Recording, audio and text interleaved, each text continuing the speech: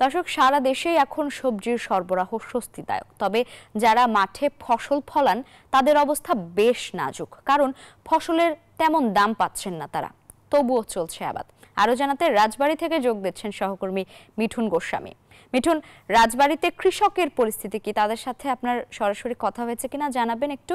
আর চাষাবাদ ও ফসলের দাম নিয়ে কি বলছেন তারা? ধন্যবাদ আপনাকে।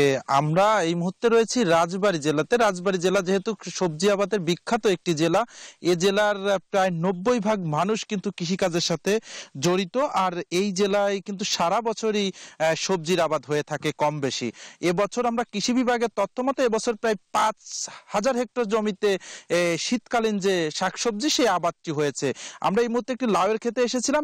এই যে সবজিটি চাষ করেছেন সেই কৃষকের সঙ্গে কথা বলেছি।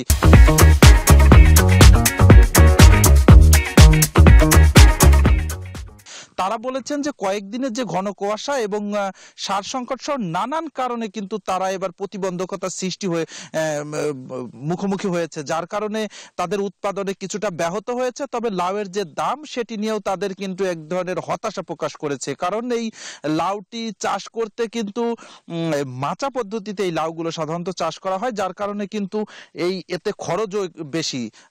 তবে তবে এই দাম কিন্তু প্রায় 50 টাকা পিস বিক্রি হচ্ছে। এছাড়াও অন্যান্য আরো অনেক শাকসবজি চাষ হয়ে থাকে, সেই শাকসবজিতেও কিন্তু একই সমস্যা। দাম নিয়ে তাদের নানান হতাশার কথা তারা বারবারই আমাদেরকে বলছে। মূলত এতটুকুই ছিল আমার কাছে রাজবাড়ী থেকে শীতকালীন সবজি চাষের সর্বশেষ তথ্য। ফিরে যাচ্ছি স্টুডিওতে।